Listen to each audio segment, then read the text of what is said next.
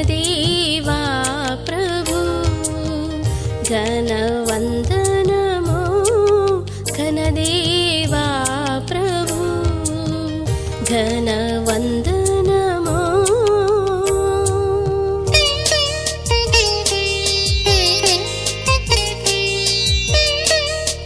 సుంతైన దయాలేక ఎంత దూరము మోయించెదారో. దేవునికి స్తోత్రం కలుగును గాక. హల్లెలూయా. మరణాత. ప్రియులారా, యేసు క్రీస్తు ప్రభువారి యొక్క శిలువ శ్రమల ధ్యాన కూటాలలో నేటి దినమున మనము 11వ దినములో ప్రవేశించే భాగ్యమును దేవాది దేవుడు త్రైక దేవుడు మనకు అనుగ్రహించినందుకు దేవునికి స్తుతులు చెల్లిస్తూ ఉన్నాను.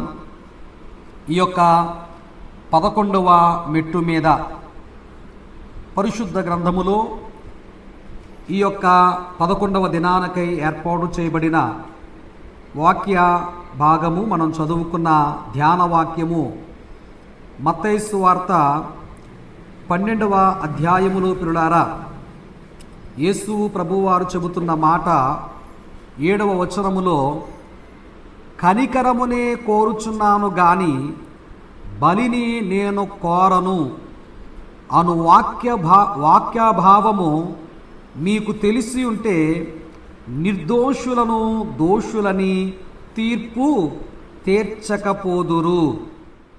యేసు ప్రభువారు అంటున్నారు, కనికరమునే కోరుచున్నాను గాని బలిని కోరను. ఆయన బలి కోరే దేవుడు కాదు.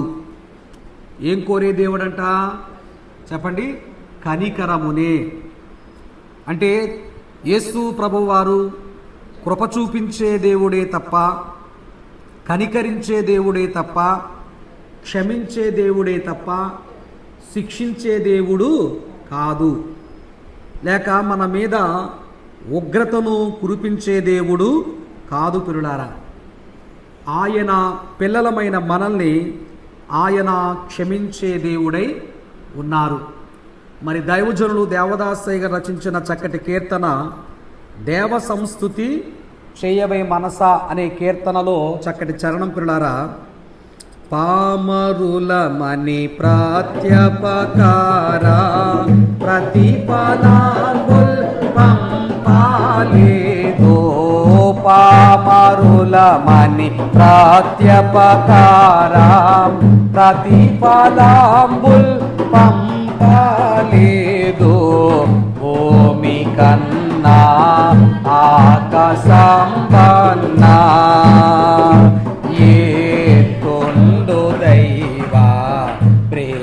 భక్త జనులయందునా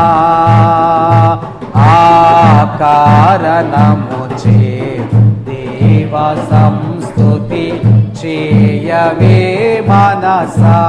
దేవునికి స్తోత్రం కలుగునుగాక. మరణాత. మనం ఎవరమంట చెప్పండి? పామరులము, పాపులము.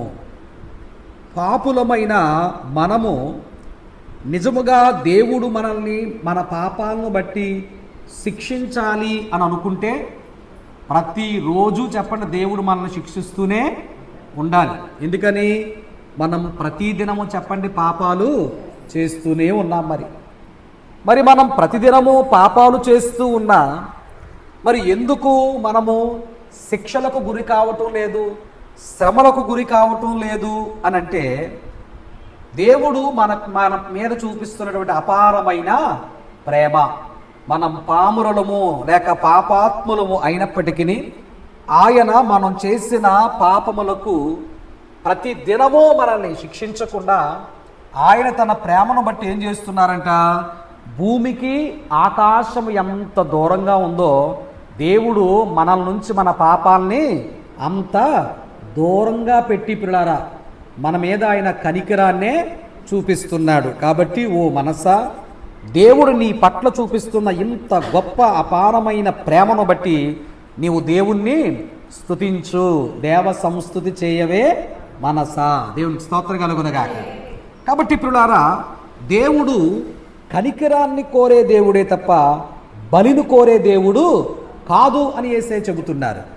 ఈ మాట యేసయ్య మరి పరిసయ్యులతో ఎందుకు చెబుతున్నారయ్యా అంటే, ఈ శాస్త్రులు పరిసయ్యులు అనేవారు వీరెప్పుడూ కూడా యేసు ప్రభువు వారి యొక్క కూడా తిరుగుతూనే ఉండేవారంటండి.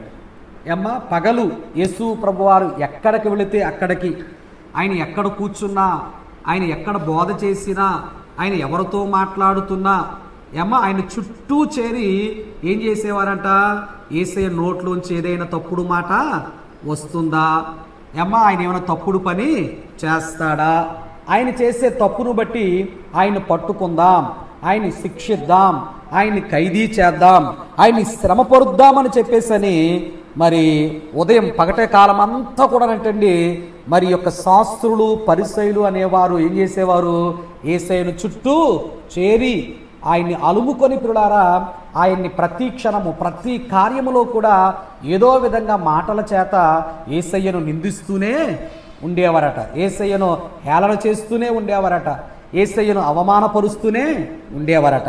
ఇక్కడ కూడా పిల్లారా యేసు ప్రభు వారిని ప్రశ్నిస్తూ యేసు ప్రభు వారికి చిక్కు ప్రశ్నలు వేసి ఆయన్ని చిక్కును పెట్టాలని వారు ఆశపడుతున్నారు.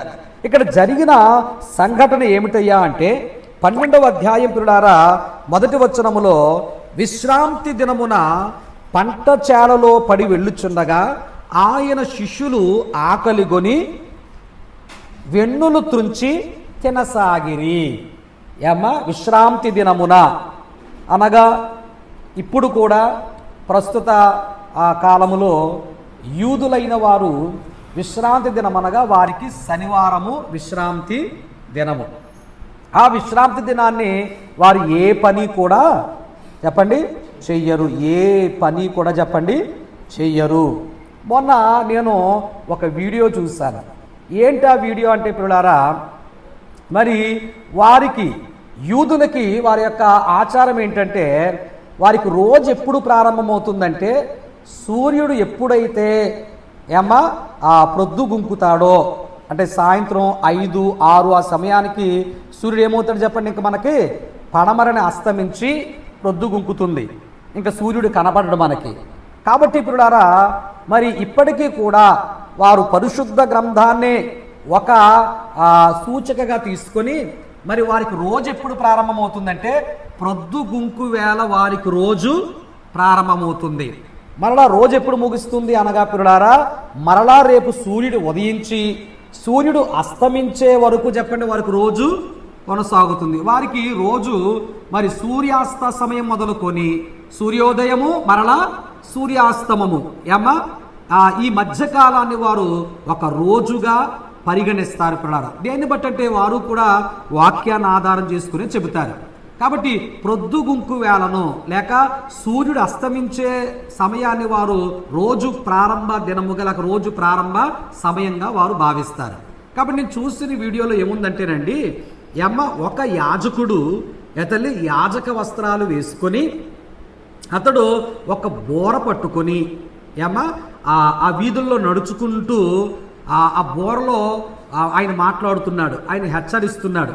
ఆ బోరలో ఆయన అందరికీ కూడా ఒక శబ్దం చేస్తున్నాడు. ఏమిటయ్యా అంటే, బాబు విశ్రాంతి దినం రాబోతుంది, సూర్యుడు అస్తమించబోతున్నాడు, కాబట్టి మీరందరూ షాపులు కట్టేయాలి, మీరందరూ మీ ఇంటికి వెళ్ళిపోవాలి అని చెప్పేసని పిల్లరా మరి ఇశ్రాయేలు దేశంలో ప్రతి శుక్రవారం కూడా అంటండి మరి ఇక ప్రొద్దు గుంకుతుంది లేక సూర్యుడు అస్తమిస్తున్నాడు అనగా వారు విశ్రాంతి దినములోనికి ప్రవేశిస్తారు అన్న సమయానికి ముందునే పిల్లరా మరి దైవ యాజకులైన వారు అంటండి ఒక యాజకుడు అలా ప్రతి ఆ షాపు కాడికి వెళ్ళి షాపులు కట్టాలి, ఎందుకంటే ఏం రాబోతుంది, విశ్రాంతి దినము రాబోతుంది అని చెప్పి శుక్రవారం ఆ ప్రొద్దు గుంకు వేళనే పిల్లరా మొత్తం యూదులందరినీ హెచ్చరిస్తారంటండి.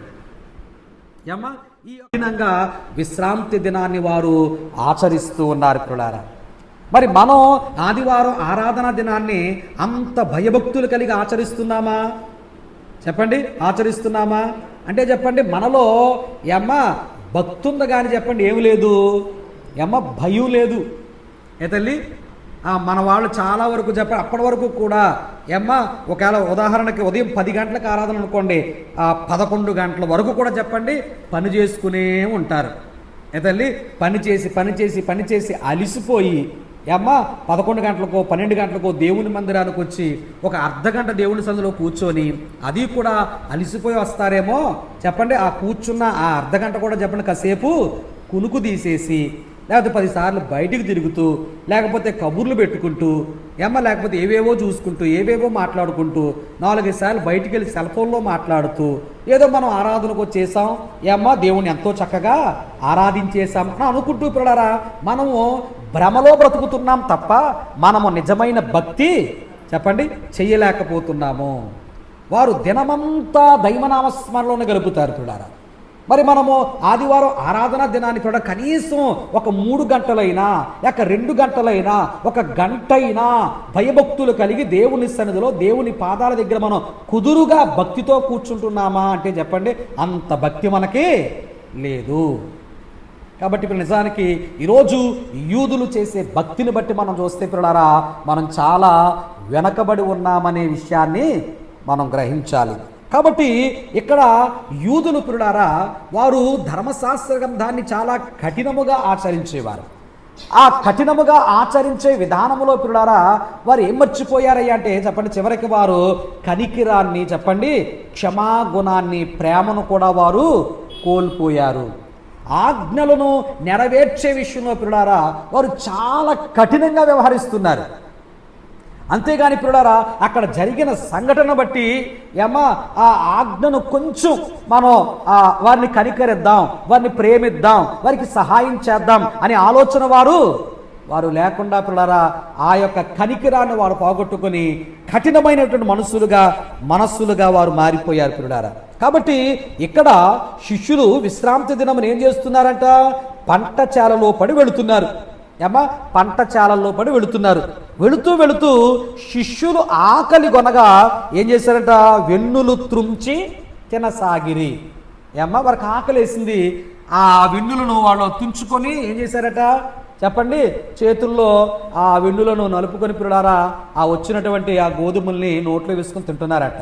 వాళ్ళు సరదాగా తినలేదు. ఎలా తిన్నారంట చెప్పండి ఆకలితో ఉన్నారు కాబట్టి తిన్నారు. అయ్యో పోన్లే పాపం ఆకలితో ఉన్నారు వెన్నులు తిన్నారులే అని చెప్పేసరి పిల్లలారా మరి విడిచిపెట్టకుండా ఈ పరిసయ్యులు శాస్త్రులు ఏం చేస్తున్నారట గబగబా యేసయ్య దగ్గరకు వచ్చి నీ శిష్యులు చేయుచున్నది నువ్వు చూస్తున్నావా అని వారితో వారు ఆయనతో నేను తానును తనతో కూడా ఉన్నవారును ఆకలి కొని ఉండగా దావీదు చేసిన దాని గురించి మీరు చదవలేదా? వారు యేసయ్యను ప్రశ్నిస్తున్నారు పిల్లలారా. యేసు నీ శిష్యులు చేస్తున్న పనేంటో నీకు తెలియదా? నువ్వు బోధకుడువు కదా, నువ్వు ధర్మశాస్త్ర గ్రంథాన్ని బాగా ఎరిగినవాడువు కదా, 10 మందికి బోధించేవాడు కదా. అలాంటిది నీ శిష్య జనాంగమే నీ శిష్య గణాంగమే ఇదిగో వారు విశ్రాంతి దినాన్ని వారు ఆజ్ఞను మీరి ప్రవర్తిస్తున్నారు. విశ్రాంతి దినాన్ని వారు ఆ వెన్నులు త్రుంచొచ్చా? ఆ వెన్నులు చేతిలో పెట్టి నోర్చొచ్చా? వారు ఆ విధంగా విశ్రాంతి దినాన్ని పని చేయొచ్చా అంటూ పిల్లలారా యేసు ప్రభు వారిని మరి ఇరుకున పెట్టాలని ప్రశ్నిస్తున్నారు. అంతేగాని అయ్యో వారు ఆకలితో ఉన్నారు పోన్లే ఇది 2 వెన్ను తిన్నారు కొంచెం కడుపు నిండిందని పిల్లలారా వారిని వారు కనికరించట్లేదు. వారి పట్ల వారు ప్రేమను చూపించడం లేదు. పిల్లలారా ఏం చేస్తున్నారు చెప్పండి ఏదో విధంగా వారిని ఇబ్బంది పెట్టాలనే ప్రయత్నిస్తున్నారు. అప్పుడు యేసయ్య చూడండి వారికి వాక్యంతో సమాధానం చెప్తున్నాడు. దేవునికి స్తోత్రం కలుగునుగాక. వారు వాక్య రూపములో ఇరుకుని పెట్టాలనుకున్నప్పుడు మనం కూడా సమాధానం చెప్పండి దేంతో చెప్పాలి? వాక్యంతోటే సమాధానం. ఇప్పుడు చూడండి మత్తయి సువార్త 4వ అధ్యాయములో అపవాది అయినటువంటి సాతాను యేసుక్రీస్తు ప్రభువారిని ముమ్మారు వేధించటానికి ప్రయత్నిస్తాడు, ముమ్మారు ప్రశ్నిస్తాడు. ఆ 3 సార్లు కూడా యేసయ్య వాక్యంతోనే అపవాది అయినటువంటి సాతానుకి సమాధానం చెప్పారు. వాక్యంతోటే సాతానుని యేసయ్య ఎదిరించారు, గద్దించారు తప్ప యేసయ్య సొంత మాటలు ఏమీ చెప్పండి మాట్లాడలేదు. దేవునికి స్తోత్రం కలుగునుగాక. మరణాత యేసయ్య నోటి వెంట పిల్లలారా సొంత మాటలు రాలేదు. దైవజనుడు దేవదాసయ్య గారు కూడా అంటండి నాలాగా ఎక్కడైనా సరే పులిపీఠం ముందు నిలబడి సంఘానికి వాక్యం బోధించాలి లేక బోధిస్తున్నప్పుడు అంటండి దేవదాసయ్య గారు, మరి దేవదాసయ్య గారు పక్కనే దేవుడు కూర్చునేవారట. ఏమ్మా, దేవదాసయ్య గారు పక్కనే దేవుడు కూర్చుంటే దేవుడు చెప్పటం దేవదాసయ్య గారు విని ఆ బోధన చెప్పండి వినే సంఘానికి బోధించేవారట. దేవుడికి స్తోత్రం కలుగునుగాక. ఎంత గొప్ప అనుభవం కదా ఏమండి. ఆ బోధ విని చెప్పే దేవదాసయ్య గారు ఎంత గొప్పవారో. నిజంగా యేసయ్య చెప్పిన బోధ ఆ రోజును విన్న చెప్పండి విశ్వాసులు కూడా అంత గొప్ప ధన్యులే. దేవునికి స్తోత్రం కలుగునుగాక. ఎంత గొప్ప అదృష్టం అండి అది. సాక్షాత్తు ప్రసంగం ఎవరు చెప్పేవారంట చెప్పండి, ఎవరు చెప్పేవారు? యేసయ్య చెప్పేవారట. యేసయ్య ప్రసంగం చెప్తుంటే ఆ ప్రసంగాన్ని విని పిల్లారా వినే విశ్వాసులకు దేవదాసయ్య గారు వాక్యాన్ని బోధించేవారట. కాబట్టి ప్రసంగం అంతా యేసయ్య చెప్పేవారు. ఒకవేళ ఆ విని చెప్పే సమయంలో పిల్లారా ఆ ప్రసంగంలో ఏదైనా ఒకటో రెండో మాటలు దేవదాసయ్య గారు సొంత మాటలు మాట్లాడేటప్పుడు అంటండి అయ్యగారు ముందే చెప్పేవారట. ఏమని? ఇది దేవుడు చెప్పిన మాట కాదు, ఇది నా మాట అని చెప్పి వాక్యాన్ని బోధించేవారట. దేవునికి స్తోత్రం కలుగునుగాక. అంటే ఇది నా మాట మరి అంతకుముందు నేను చెబుతున్నటువంటి బోధ వాక్యం అంతా కూడా నాకు ఎవరు చెప్తున్నారు? యేసయ్యే నాకు స్వయంగా అందిస్తున్నారు. దేవునికి స్తోత్రం కలుగునుగాక. అంటే యేసయ్య చెప్పిన మాటలే దైవజనుడు దేవదాసయ్య గారు సంఘానికి బోధించేవారు. ఇక్కడ యేసుక్రీస్తు ప్రభువారు కూడా పిల్లారా మత్తయి సువార్త 4వ అధ్యాయంలో కానీ లూకా సువార్త 4వ అధ్యాయంలో కానీ అపవాది పిల్లారా వాడు కూడా ఎంత తెలివైన వాడంటే యేసు ప్రభువాన్ని పిల్లారా ఏ రీతిగా మభ్యపెడదామో, యేసు ప్రభువాన్ని ఏ రీతిగా పాపములో పడగొడదామంటే వాడు కూడా చెప్పండి వాక్యాన్ని ఆధారంగా తీసుకున్నాడు. దేవునికి స్తోత్రం కలుగునుగాక. వాడు వాక్యాన్ని ఆధారంగా తీసుకున్నాడు. అప్పుడు యేసయ్య వాక్యంతో చెప్పండి సాతానుకి ఏమిచ్చారు? సమాధానం ఇచ్చారు, జవాబిచ్చారు. పిల్లారా వాక్యంతో అపవాదిని గద్దించడం జరిగింది. కాబట్టి మనల్ని కూడా చాలా మంది వాక్యంతో చెప్పండి ఇరుకుని పెట్టాలని ప్రయత్నిస్తారు. అప్పుడు వారికి కూడా మనం ఎలా సమాధానం చెప్పాలి చెప్పండి? వాక్యంతో సమాధానం చెప్పాలి. దేవునికి స్తోత్రం కలుగునుగాక. కాబట్టి వీళ్ళంటున్నారు విశ్రాంతి దినమున ఏ పని చెయ్యకూడదని మోషే ద్వారా దేవుడు మనకు ఆజ్ఞలు అనుగ్రహించారు. కాబట్టి నీ శిష్యులు ఈ విశ్రాంతి దినాన్ని ఏం చేస్తున్నారు చెప్పండి? వెన్నులు త్రుంచారు, వాటిని చేతిలో నూర్చి వాటిని ఆహారంగా తీసుకున్నారు. ఇది ఆజ్ఞను మీరినట్టు కాదా? ఇది తప్పు కాదా? నీ శిష్యులు పాపం చేసినట్టు కాదా? మరి వారి బోధకుడవు వారు గురువైన నువ్వు ఏం చేస్తున్నావు? ఇది నువ్వు చేసే పాపం కాదా అన్నట్లుగా పిల్లలారా యేసయ్యను ఇరుకుని పెట్టాలని ప్రయత్నం చేస్తున్నారు. అప్పుడు యేసయ్య వారికి చక్కగా సమాధానం చెప్తూ, బాబు పరిశుద్ధ గ్రంథములో మరొక చోట చక్కటి ఒక సందర్భం ఉంది, అది మీరు చదవలేదా? ఏముంది అక్కడ చెప్పండి? తానును తనతో కూడా నున్నవారందరూ ఆకలి కొని ఉండగా దావీదు చేసిన దాన్ని గూర్చి మీరు చదవలేదా? అతడు దేవుని మందిరములో ప్రవేశించి యాజకులే తప్ప తానైనను తనతో కూడా ఉన్నవారైనను తినకూడని సముఖపు రొట్టెలు తినేను. మరియు యాజకులు విశ్రాంతి దినమున దేవాలయములో విశ్రాంతి దినమును ఉల్లంఘించియు నిర్దోషులై ఉన్నారని మీరు ధర్మశాస్త్రమునందు చదువలేదా? దేవునికి స్తోత్రం కలుగునుగాక. ఈ యొక్క చరిత్ర సంఘటన మనకి ఎక్కడ కనబడుతుందయ్యా అంటే సమూయేలు మొదటి గ్రంథము 21వ అధ్యాయం పిల్లారా 6వ వచనములో యేసయ్య చెప్పినటువంటి ఈ యొక్క సందర్భం మనకు కనబడుతుంది. ఈ వాక్య భాగం మనకు కనబడుతుంది. సమూయేలు మొదటి గ్రంథము 21వ అధ్యాయం పిల్లారా 6వ వచనము, అంతటా యెహోవా సన్నిధి నుండి తీసివేయబడిన సన్నిధి రొట్టెలు తప్ప అక్కడ వేరు రొట్టెలు లేకపోగా వెచ్చని రొట్టెలు చేయు దినమందు తీసివేయబడిన ప్రతిష్ఠితమైన రొట్టెలను యాజకుడు అతనికి ఇచ్చేను. దేవునికి స్తోత్రం కలుగునుగాక.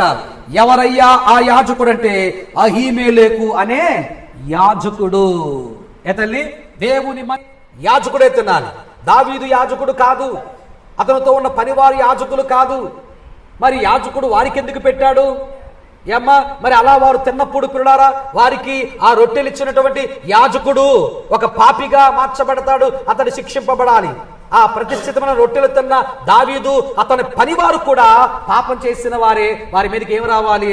శిక్ష రావాలి. కానీ దేవుడు పిల్లారా వారి పట్ల కనికరాన్ని చూపించి వారిని నిర్దోషులుగా ఎంచాడట. దేవుడికి స్తోత్రం కలుగునుగాక. ఎందుకు నిర్దోషులుగా ఎంచాడంటే పిల్లారా వారు ఏదో మామూలుగా దేవుని మందిరానికి వచ్చి ఆ ప్రతిష్ఠితమైనటువంటి ఆ ప్రతిష్ఠిత రొట్టెలు తీసుకొని తిన్నవారు కాదండి వారు.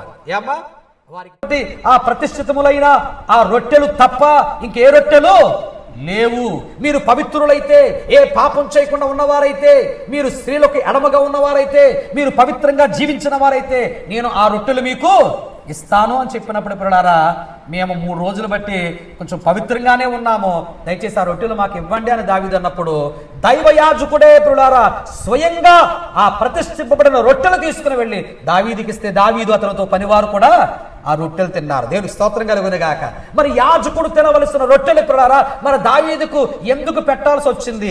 దావీదు తిన్నప్పటికీ కూడా దేవుడు ఇచ్చిన యాజకుడిని, దావీదును, అతని పనివారిని కూడా ఎందుకు క్షమించాడు అంటే వారు ఏదో తినాలి, లేకపోతే మేమెందుకు తినకూడదు, తింటే ఏమవుతుందా అన్నటువంటి ఉద్దేశంతో వారు తినలేదు. వాళ్ళు ఏ కండిషన్లో తినాల్సి వచ్చింది చెప్పండి? వారికి 3 రోజులుగా ఆహారము ఏమీ లేదు. ఒకవేళ వారు ఆహారానికి రొట్టెలు అడిగినటువంటి ఆ సమయంలో కూడా యాజకుని దగ్గర ఆ ప్రతిష్ఠితమైన రొట్టెలు తప్ప ఇక మరొక రొట్టెలు లేవు. వారు ఆకలితో ఉన్నారు, యాజకుని దగ్గర ఆ రొట్టెలు తప్ప మరొక రొట్టెలు లేవు. ఆజ్ఞల వైపే చూస్తున్నారు తప్ప అక్కడ జరిగిన స్వస్థత కార్యం వైపు వారు చూడలేకపోతున్నారు పిల్లలారా. కాబట్టి యేసే చెబుతారు, వారు కళ్ళుండి చూడలేరు, చెవులుండి వినలేరు, హృదయం ఉండి కూడా చెప్పండి వారు గ్రహించలేని గుడ్డివారిగా ఉన్నారని యేసే గద్దిస్తారు. కాబట్టి వారు విశ్రాంతి దినాన్నే చూస్తున్నారు, ఆజ్ఞల వైపే చూస్తున్నారు తప్ప ఆ విశ్రాంతి దినం నాడు పిల్లలు ఒక ఓచ చెయ్యగలిగిన వారికి చేతిని బాగు చేసే శక్తి కేవలం దేవునికి తప్ప మరొకరికి. నిజంగా వారు అప్పుడే తెలుసుకుంటే చెప్పండి యేసు ప్రభువారిని సిలువ వేయకపోదురేమో, కానీ వారు అలా ఉండటమే మంచిదండి. ఎందుకంటే యేసయ్య మరణించాలి కాబట్టి. దేవునికి స్తోత్రం కలుగును గాక. యేసయ్య మరణించకపోతే లోక పాపమంతటికి పిల్లలారా పాప పరిహారము కలగదు పిల్లలారా. అయినప్పటికీ ఇక్కడ యేసుక్రీస్తు ప్రభువారిని ఏదో విధంగా శ్రమపరచాలి, హింసించాలి, బాధ పెట్టాలని గోతికాడ నక్కలాగా చెప్పండి వీళ్ళు యేసే చుట్టూనే తిరుగుతున్నారు. ఏమ్మా, పగలంతా యేసయ్యను పట్టుకుని పిల్లల జలగల్లాగా పీడిస్తూనే ఉన్నారు. గోతిగా నక్కల్లాగా పిల్లలు ఆయన చుట్టూనే తిరుగుతున్నారు.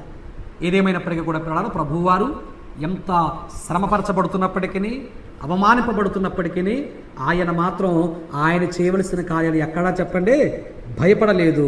చేయవలసిన కార్యాలన్నీ ఆయన చేసుకుంటూ వచ్చారు. కాబట్టి ఇక్కడ మనం ఏమి నేర్చుకోవాలయ్యా అంటే పిల్లలారా, యేసయ్య ఎంత నిందింపబడుతున్నా, ఎంత అవమానింపబడుతున్నా, ఆయన ఏ ఉద్దేశంతో ఈ లోకానికి వచ్చారో ఆ కార్యాలన్నీ ఆయన చక్కబెట్టాడు, నెరవేర్చాడే తప్ప ఎవరో నిందించారని, ఎవరో అవమానించారని పిల్లలారా యేసయ్య తన రక్షణ కార్యాన్ని మధ్యలో ఆపివేసిన వాడు కాదు.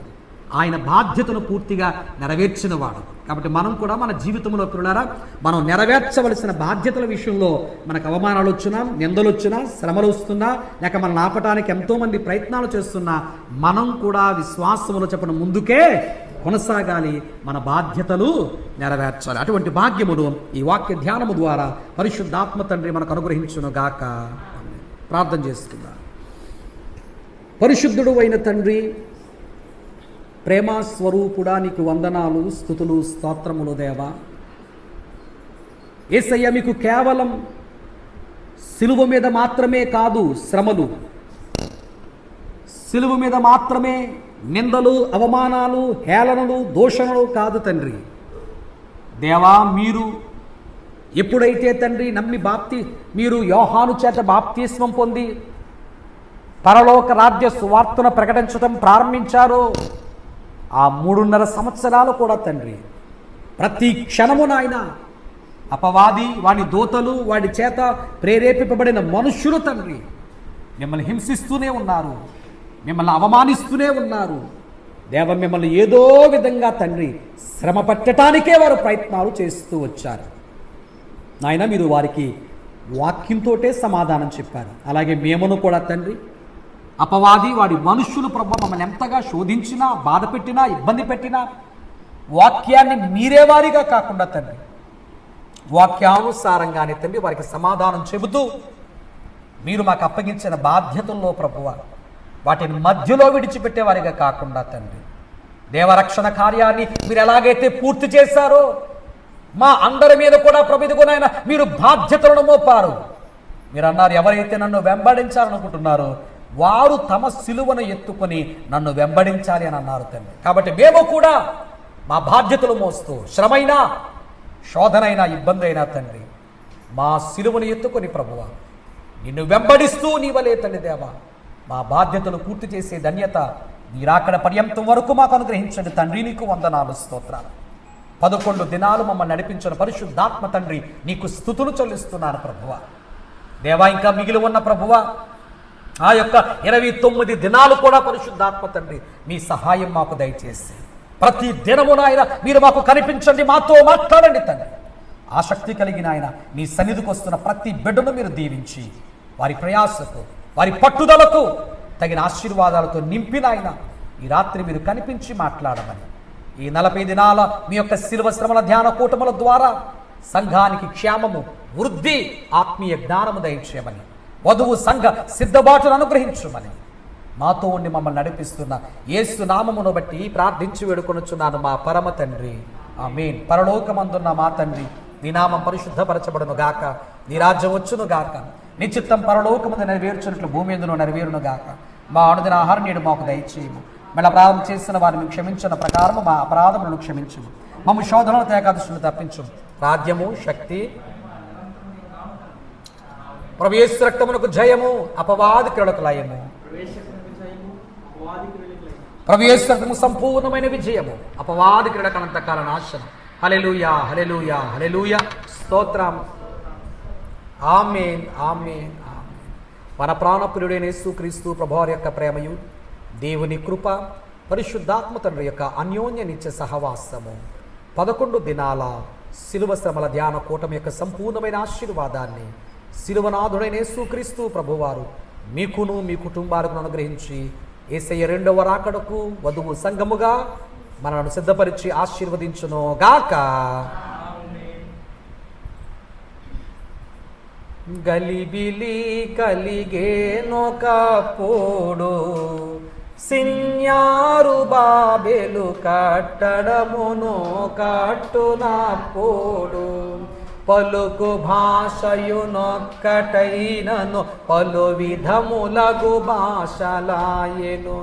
4 దశలకును జనులు పోయిరి, కల్వరిపై కలుసుకొనిరి, ఎంత గొప్ప బొబ్బ పుట్టేను, దానితో రక్షణ అంతయును సమాప్తమాయెను. అందరికీ మరణాత, మరణాత, మరణాత.